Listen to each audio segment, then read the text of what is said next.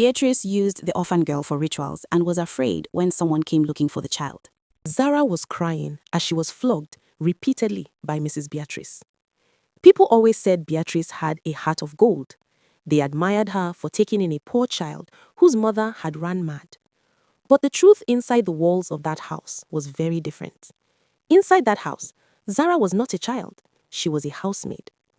Zara was only 5 years old. Every morning, she walked before sunrise. She swept the compound, washed plates bigger than her small hands, cleaned rooms, and carried buckets of water that dragged painfully against the floor. If she didn't finish her job on time, she would be flogged. If she cried too loudly, she would be starved of food. And whenever she asked questions about her mother, Beatrice's eyes turned cold. The entire neighborhood believed Zara was lucky, but luck had nothing to do with it. Years earlier, Lillian's mother Lillian had been one of the most beautiful women in the neighborhood. Men followed her everywhere. She chased money, attention, and promises that always sounded too good to be true. Then one night, everything changed. Rumors had it that Lillian got involved with dangerous men who promised wealth through strange rituals. Others believed she had been used and abandoned by a powerful lover. There were whispers about betrayal, money, and something terrible that happened behind closed doors. Nobody knew the exact truth, but what everyone saw was the result. Lillian was found wandering through the market one afternoon, laughing loudly and crying at the same time. Her clothes torn, her hair wild, her eyes empty. From that day forward, she ran mad.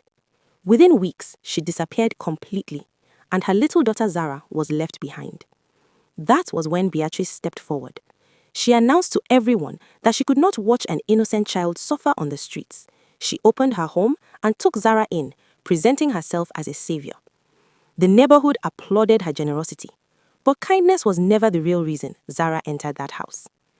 Beatrice had a son named Daniel. Daniel was 22 years old. Unlike his mother, he rarely shouted at the child. Instead, he watched her with pity. Sometimes he looked at Zara as if he was trying to remember something. Other times, he avoided her completely. And occasionally, he asked strange questions about her past, questions Zara could not answer. Zara barely remembered anything about her life before entering that house. One evening, a black SUV stopped in front of the compound. A tall, well-dressed man stepped out of the vehicle. His name was Kola Adebayo, a wealthy businessman known in the city. He was looking for a child that's about 5 to 6 years old. The moment Beatrice heard it, her confidence disappeared. Fear replaced it instantly. She tried to block the entrance, pretending no child lived there. But the man's eyes moved past her and landed directly on Zara, who was standing quietly near the doorway, holding a tray. In that moment, the man was shocked. The kind of shock someone feels when they find something they have been searching for a very long time. He told Beatrice that he will be back tomorrow to have a proper conversation with her, and he left. That same night, Beatrice punished Zara more violently than usual. The beating had nothing to do with broken plates or unfinished chores. It was about something else, something Zara didn't understand. The woman kept asking if the child had spoken to the visitor. Zara cried and kept denying, not even knowing what she was being accused of. Later that night, while the compound slept, Zara heard something that made her heart race. Beatrice was speaking on the phone in a low, angry voice. Her words were rushed and panicked. She complained that someone had found the house, someone who had been searching for a missing child for 6 years, a child whose mother suddenly lost her mind, a child who vanished without a trace. And that child looked exactly like Zara. But the real mystery was not why the man was searching, was something far darker.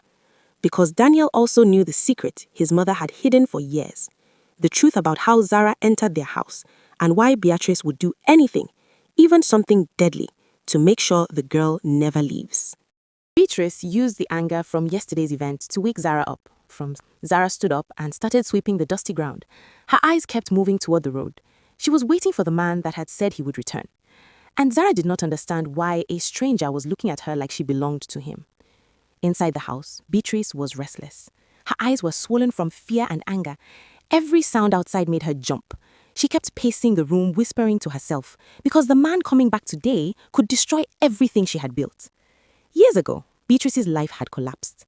Her husband died suddenly, leaving nothing behind except heavy debts. Creditors began visiting almost every week. Beatrice tried everything: small businesses, loans, borrowing from relatives. Nothing worked. The debts kept growing. Hunger began entering the house. That was when desperation pushed her somewhere she had never imagined going. One evening, Beatrice visited a native doctor on the edge of town. It was supposed to be her last attempt to change her fate. She knelt before the old man and begged for help. She wanted wealth so she could be free from the debt. The native doctor listened and told her that her destiny could change, but it would require a child. Not just any child, a child whose future carried great fortune. The ritual would not kill the child, but it would take something from the child's destiny. The blessings meant for the child would be redirected to the person performing the ritual. But the condition was simple. The child must remain close forever. If the child ever left, the fortune might disappear. Beatrice left that place terrified, but also desperate, because she knew something the native doctor didn't know. There was already a child in the neighborhood with no protection. That child was Zara. After Lillian lost her mind and disappeared into the streets, the little girl was left wandering alone.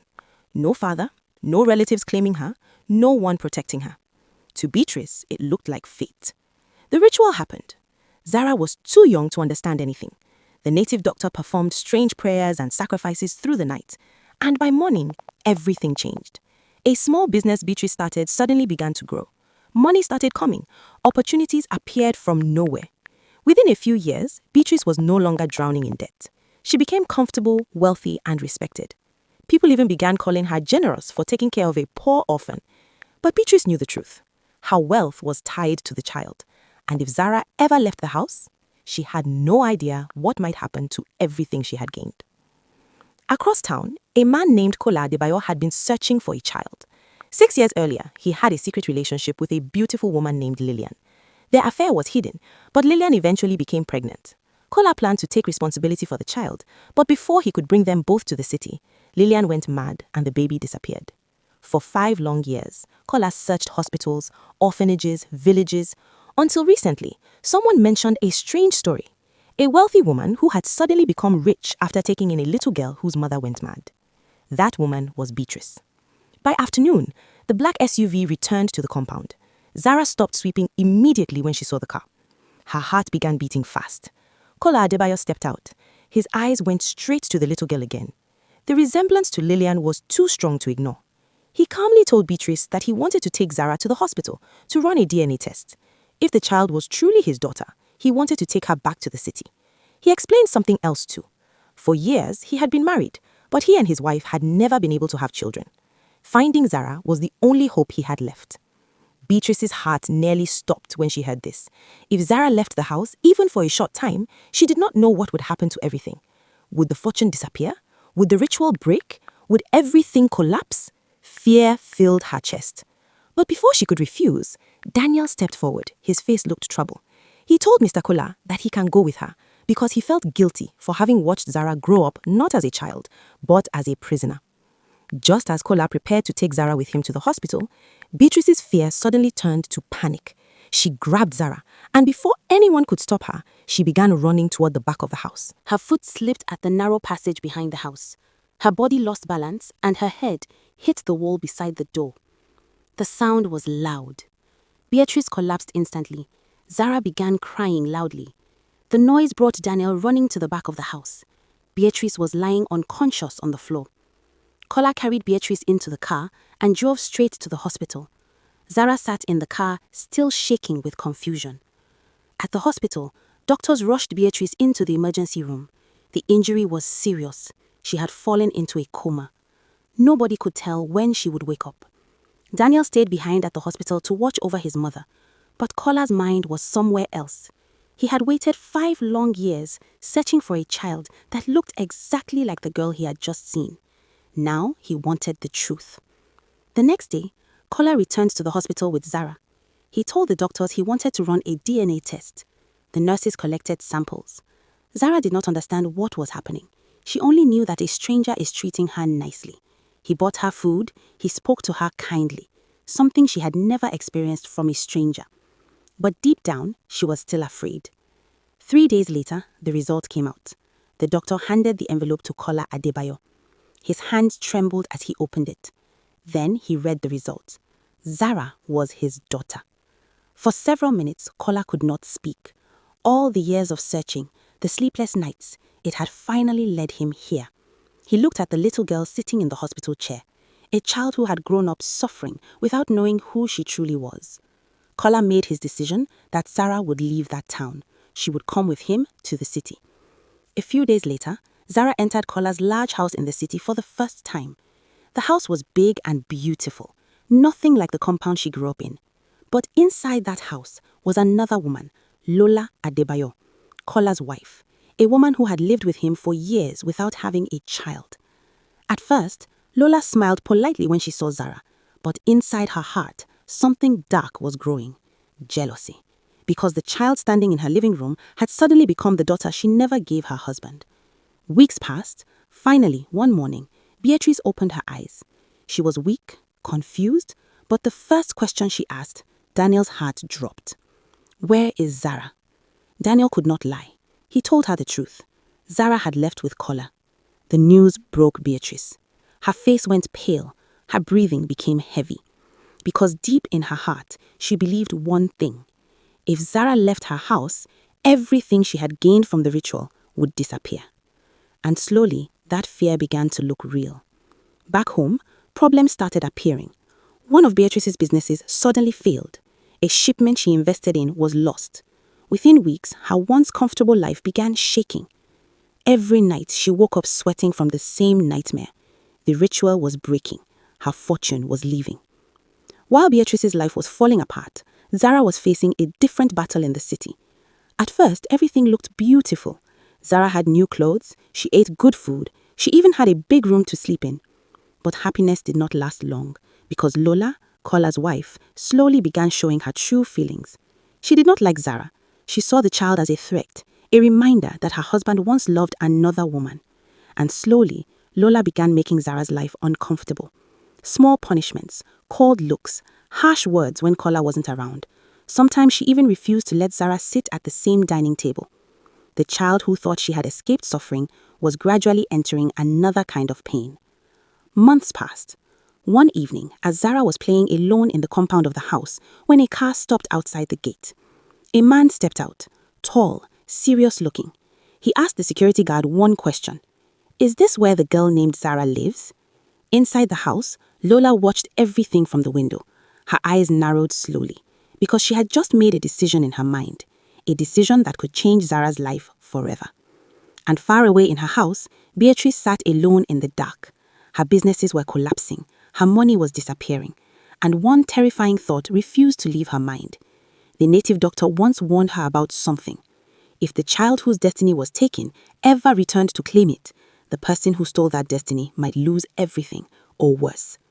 And at that exact moment in the city, Zara opened the door to the stranger standing outside, not knowing that the man had come with a secret that could traumatize the rest of her life. The tall man standing outside looked at her like someone confirming if the information he had matched the girl inside the house. Lola was watching everything from the window. Her eyes narrowed. The man bent slightly so he could speak to Zara. He said something that immediately changed the atmosphere. He said he was not there by accident.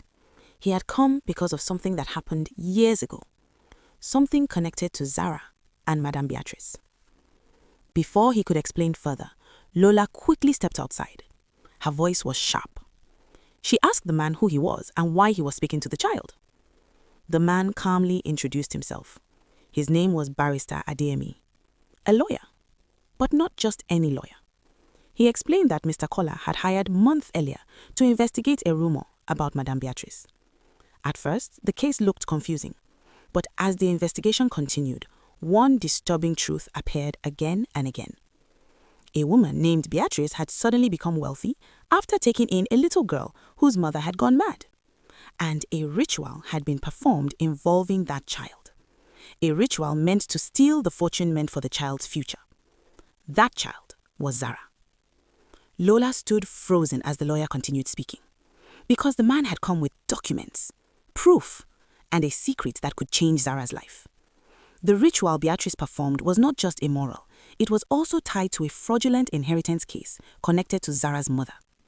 Years earlier, Lillian had inherited a piece of land and money from her late father. But after she lost her mind, someone took control of those assets and her daughter.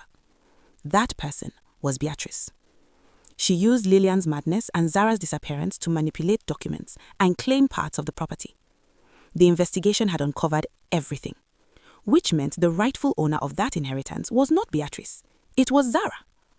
The news left Lola shocked. When Kola Adebayo returned from work that evening and heard everything, he was also shocked. Not only had his daughter suffered through years of cruelty, but someone had also stolen wealth that legally belonged to her. The lawyer promised that the case would soon go to court, and once the evidence was confirmed, everything taken illegally would be returned to Zara. Now, trouble was already growing inside the house. Lola's jealousy was getting worse. The more she saw Zara gaining attention and protection, the more bitterness grew inside her heart. She started treating the child even more harshly when Kola was away. Sometimes she refused to let Zara eat with them at the table. The house that once looked like safety slowly began feeling like another prison. Far away in town, Beatrice's world has collapsing completely. It was like watching her entire life crumble piece by piece. And every night, she woke up with the same nightmare. The native doctor standing in front of her, repeating the warning she ignored. If the child whose destiny you took ever leaves you, everything will return to its rightful owner. Now, everything was happening. In another part of the city, the woman everyone believed had been lost to madness forever, Lillian, while wandering near a busy road one evening, and a car accidentally hit her. The driver rushed her to the hospital immediately. During treatment, doctors made an important discovery. Her madness was not permanent. Years earlier, she had been forced to take hard drugs which damaged her mind. The doctors recommended long-term psychiatric treatment. The man who brought her to the hospital agreed to help. Lillian was moved to a psychiatric hospital. Months passed. Slowly, therapy and medication began repairing her mind. Memories started returning one after another. Then, one day, a single name returned clearly to her heart. Zara, her daughter. The moment Lillian remembered that child, she knew she had to find her. After leaving the hospital, Lillian began searching. She followed small clues, old conversations, old names. Eventually, one name led her to the city, Kola Adebayo. Meanwhile, the tension inside Kola's house had reached its peak. Lola had secretly made a plan. She contacted a boarding school far away and prepared to send Zara there without telling Kola. If the child left the house, Lola believed her marriage would finally feel normal again. But fate interrupted her plan. One afternoon, the gate bell rang. Zara ran outside again. And the moment the woman standing there saw the child, she froze. Tears began flowing instantly. The woman whispered a name she had not spoken clearly for years. Zara. The little girl stared at her. Something inside her heart moved. A familiar voice. Then the woman whispered again, "My daughter." And this time, Zara understood. "Mama?" They ran into each other's arms. After years of suffering, madness, and searching, mother and daughter had finally found each other again. The noise brought Kola and Lab outside. Kola stood frozen when he saw Lillian alive. But Lillian was no longer the broken woman from the past. She explained everything. The drugs, the treatment, the months of recovery, and the reason she came back. Her daughter. Kola looked at Zara holding her mother tightly. For a long moment, he said nothing. Then he sighed slowly. He had spent years searching for his child, but the person who truly needed Zara was standing right in front of him. The mother who fought through madness just to find her again. Kola allowed Zara to leave with Lillian. A week later, the court confirmed the lawyer's investigation. Everything Beatrice had taken illegally was returned to Zara's name. Beatrice lost the last of her wealth. The life she built from stolen fortune was gone forever. Far away from all that darkness, Lillian and Zara started a new life together. A simple life, a peaceful life. Just a mother and her daughter.